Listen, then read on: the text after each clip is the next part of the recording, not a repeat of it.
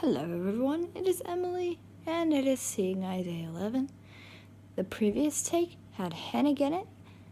I don't think you guys would have been able to see her, but it had her in it. And she was asleep, but she woke up in the middle. This take does not have her in it, but the other take was just kind of rambly and long, so I'm going to try to keep this one a little more brief. P.S. That one was like 13 minutes, so if this one ends up long, just remember you could have been stuck with 13 minutes. Anyway, this morning we did bus work and train work. It was fun because I'd never been on an actual train before. Subways, monorails, light rails kind of only partially count. So getting off the train, I stepped in the gap that is between the train entrance and the platform edge and fell a little bit. And the scariest part was probably my instructor catching me and saying I died of a heart attack. Yeah. Luckily, Miss Hennig made it through. Then after we did our bus work and train work, we had an access lecture that discusses a little bit the Americans with Disabilities Act and the options that we have if we get denied service or access with our guide dogs. And also what kind of situations to look out for, how to handle ride-sharing services, how to handle planes and housing and everything, basically. After the access lecture, we had lunch, and then after lunch, we had a run to the grocery store. So our team, which was 4 but has been reduced to 3, just due to a dog issue that was pretty significant, and the student who had the dog opting not to be trained with another dog. What was I saying? I don't even remember. Please don't type a transcript of these videos. Let me type a transcript if you want a transcript, because then I can correct my sentence fragments. Anyways, our team of 3 went, and 2 of us sat in a seating area, kind of like the seating area in the waiting place of a restaurant. That would be called the lobby, Emily. And the other one went and did aisles with my instructor and learned about how to handle the cart with the dogs and everything. So, when 2 of us sat down at first, and the 2 of us that sat down were the partner that I'd been doing the routes with and myself. We had just kind of barely gotten our dogs settled when a guy came over to us. And he's like, "Those are cute dogs." And I just said, "Oh, thank you, because we work hard to keep our dogs looking good." And I mean, I don't know. A compliment on how cute my dog is kind of a little bit of a compliment on my handling, too. I don't know. Anyways, and then I just kind of expected him to leave. I expected him to be a polite passerby. Well, some folks don't leave. They proceed to ask, "What is the lab's name?" Which the guy did. Out of a shepherd and Hennig, I figured he was talking to me. I felt kind of stuck at this point because I'm like, what do I say? I had never, ever been in this situation before, okay? When you're a cane user, nobody walks up to you, "Hi, what's your cane's name?" "I like your cane." Yeah, anyways. So I didn't know what to do, and I made a mistake that I made for the first and last time, and I told him her name, which was bad because inevitably he was going to start calling it, right? Wrong. He didn't. He stepped away a little bit and started making kissy noises at her. And so I kind of bent over and just held her nose, mouth, muzzle in my hand and just kind of whispered in her ear, "Don't you dare, don't you dare." Just very Like, I am your focus. I am still here. I'm touching you. Give me your attention, miss. Don't pay any attention to him.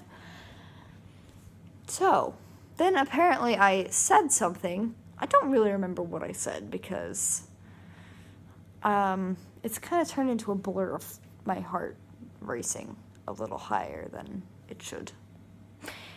Anyway, but I said something that I thought got him away, and I thought he walked away.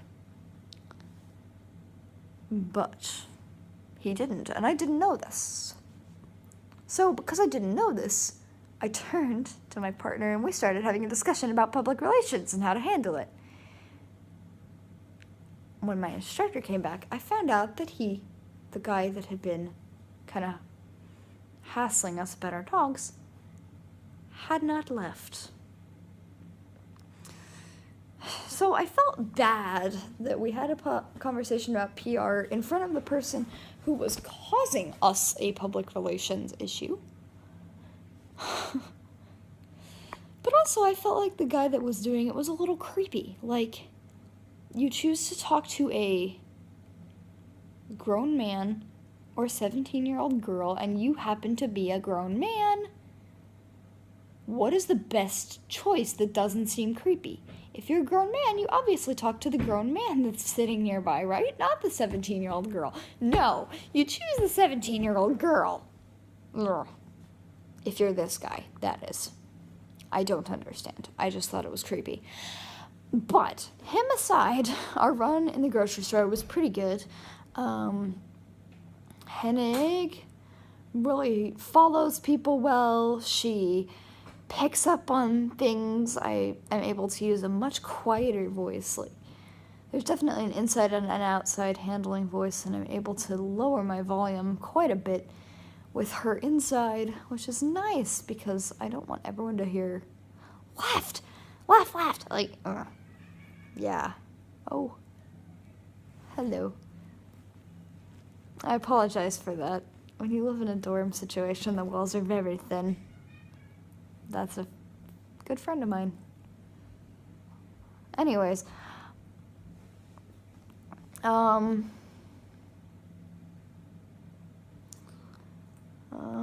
where was I going? Oh, yes.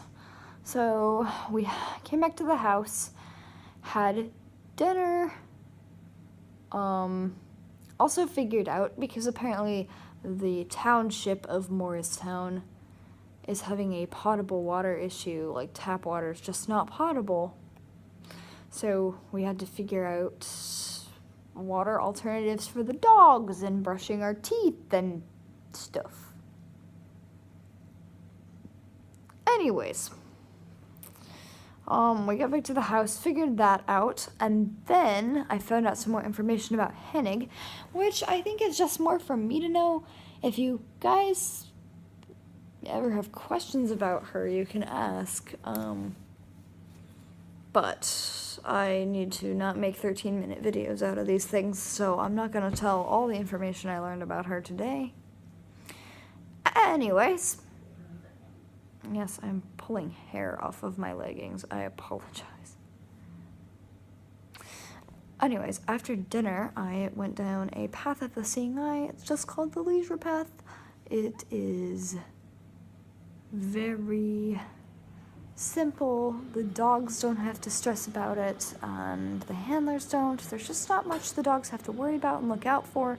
I went down that with a friend of mine and her dog, and we sat in one of the gazebos and talked for a while. And then, are you kidding? I have a hair in my phone case right by the camera lens. It's a good thing I don't have the camera back facing. I'm gonna have to get that out. Anyways, it's there, it does exist. Then I took Hennig down and went to groom her. She just wanted to have a good sniff, but I got her under control. I think it's funny the way we humanize our dogs a little bit, because as I was trying to calm her down and be like, you can't just sniff everything, miss. And as I was brushing her, I was like, oh, all the shepherds, they're gonna want to take you out for some kibble. So I was like talking to her like she was a human girl, teenager. Oh, I think I got the hair. I'm sorry, that's bothering me. Just gonna try not to look at it. Anyways, so yeah, we all have tendencies to humanize our dogs. Anyway, we came back from the grooming, and we've just been chilling up here. Hennig is now asleep. I put her to bed in her crate after that last take because I thought that would be the take I published, but then I'm like, it's a little long. Anyways, if you would like to continue to follow Hennig and I on our progress, please subscribe to my channel with your bell turned on. Oh, hey, I just got that hair pulled out of my phone case.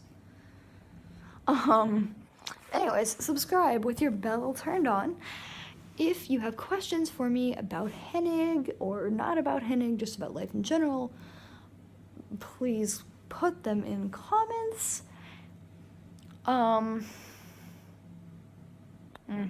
If you have a friend who has not subscribed, please send them over. Also, if you'd like to learn more about or donate to the Seeing Eye, I have been linking their homepage in the description as well. Feel free to check it out.